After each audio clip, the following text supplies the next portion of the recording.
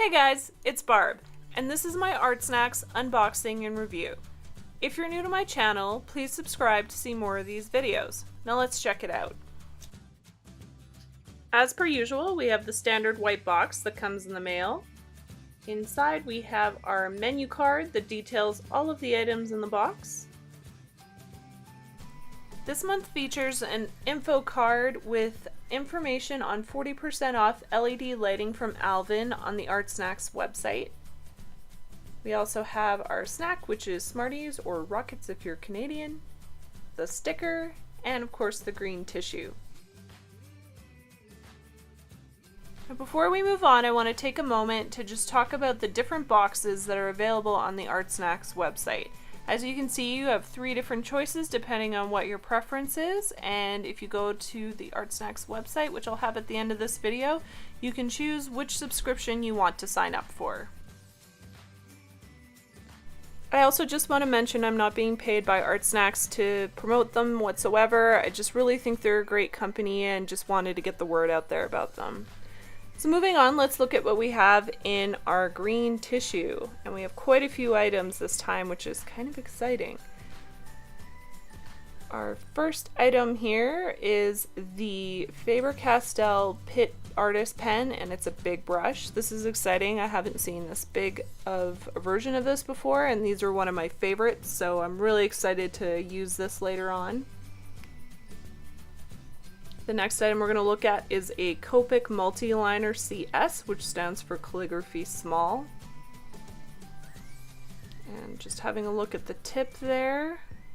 This is a pretty standard nib you would find on most calligraphy pens. The next one is a Tombow Mono Graph Mechanical Pencil. This seems kind of cool. Can't wait to check that one out. KUM Eraser. It looks like it has a nice ergonomic design. And lastly, the Liquitex Professional Paint Marker in fluorescent blue. The first item we're going to have a look at is the Tombow Mono Graph Mechanical Pencil. This pencil has some really cool features, starting with the eraser. By turning it either clockwise or counterclockwise, you can extend or retract the eraser. This is the Tombow Mono Eraser, which is also quite popular in the Tombow line. Now, having a look at how you extend the lead, you extend it by shaking the mechanical pencil, by either having it in the lock or unlocked position.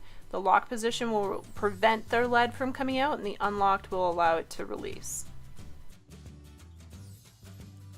Now, one thing I want to mention is that as fun as it is to shake the pencil, it is kind of counterintuitive from what you would probably be used to with a mechanical pencil, in that you click the top to release the lead.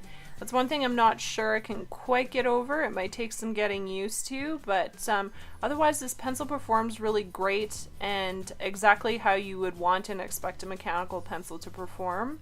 It also has a really solid construction, and the innovation in the design is quite interesting. Moving on, we have the KUM Correc-Stick Eraser. I was a little skeptical about this eraser at first, just because I find most colored erasers tend to leave a bit of a residue behind of whatever color they are. And this one actually did really erase with accuracy and didn't leave any color behind, which I thought was great, and the ergonomic feel was really nice. My only concern with this product is what you're supposed to do with it after the point is worn down. Even if you re-carve it into a point, eventually the ergonomic shape is also going to be compromised, so that's a bit of a question mark for me. Next, I'm going to use the Copic Multiliner CS.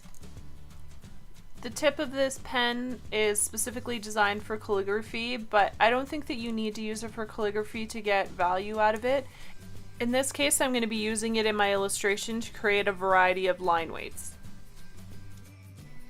One of the advantages of using Copic is that it's Copic proof and waterproof when it's dry. For waterproofing, that's great if you're using it with mixed media, like I'm going to be with other water-based products. And for Copic proofing, what that means, if you're not familiar with the term, is that if you're using it in conjunction with other Copic products, when they're dry, they won't bleed or smear together. You can see in my drawing I've created a variety of line weights with this pen. It's a great travel pen in that sense because you can just take the one with you and do a variety of different things with it. The next product I'm going to use is the Liquitex Professional Paint Marker. The way to get the paint flowing out of the marker is just to push it up and down a few times until the paint starts flowing out. You can see here on my test piece of paper you can create a variety of different lines with this chisel tip. You could do something more calligraphic if you wanted. You can do something really thin or really thick. It's actually got quite a lot of versatility, which is really nice to see. And it also can be used on a variety of different surfaces, which is a great aspect to this as well, and similar to what you would do with normal acrylic paint as well. Since acrylic paint is water soluble, you can see that you can use it with a little bit of water here and get a lighter hue of the color. I wouldn't recommend doing it quite this way, but I'll show you a little bit later in this demonstration what the ideal way is if you're going to water this down. I'm going to do this portion of my macaw illustration using it straight out of the marker. You can see that the consistency is really nice, the color is really nice, the flow is quite nice as well. And this is being done on Strathmore Mixed Media paper, so it's holding onto the paper quite well and it's not soaking through either, which is really nice. Now again, because of the chisel tip on this, I can create a variety of lines. If I want to do some thinner feather lines here, I can do that quite easily, or if I want to fill in larger areas like the shadow area under the beak, I can do that as well with ease. I've decided I want to do some of the areas of my macaw a lighter blue, so I'm going to show you how to use a watered down version of this paint marker to create that. I'm using a disposable palette paper, or you can use wax paper. You just apply some of the paint marker onto it and water it down and apply it to your drawing from there. This is the most efficient way to do this without leaving any heavy marks and being able to apply it consistently. The last item is the Faber-Castell PITT Artist Pen Big Brush in Cadmium Yellow. I have to admit I'm a little bit biased towards this product just because I'm quite familiar with it. Not necessarily the big brush version, but the other versions of it. I really love these pens, and the nice transparency in the ink is going to allow me to create this third color with the green in some of the areas. This product is also very light fast and waterproof as well when it's dry. It's made of India ink, which is known for its great quality. And in this case too, you can also use it as a watered down version, once again using either a disposable palette or a wax paper. And I'm going to use it just to put some lighter yellows in some of the areas of the drawing, and as well over top of some of the blue areas to again create a green.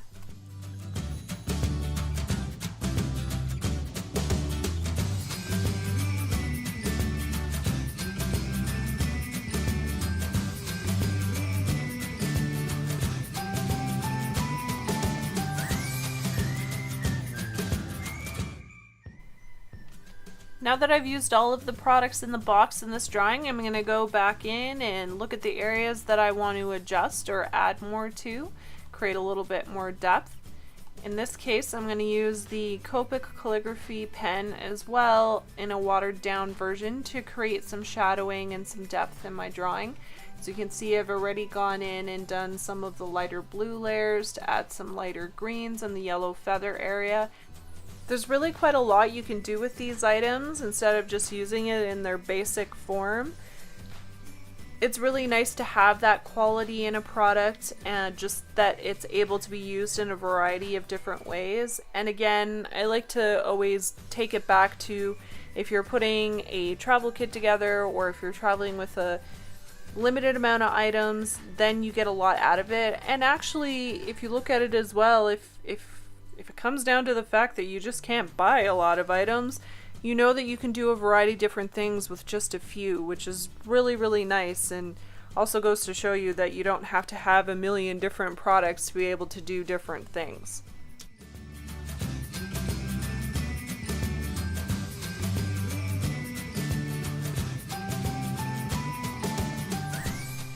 I'm wrapping up my drawing by adding a few more contrast lines and adding a little bit more darkness in the shadow area under the beak, and then I'll be ready to show you the final result. And here's a final look at my illustration using all the items in the May Artsnacks box. I'm not sure I can pick a clear favorite this time around, but if you're a mixed media artist, these products are all really things you should be looking into to try out and see what works best for you. Again, because they're so versatile in the way that you can do different things with them, it's worth investing in some of these just to see if that's something you want to use. And again, if you have a small budget to spend on art supplies, you can get a lot of uses out of some of these because they're able to do very different things. If you'd like to know more about Artsnacks, you can find them at artsnacks.co or here on YouTube. And if you enjoyed this video, please give it a thumbs up and subscribe. I'll see you next time.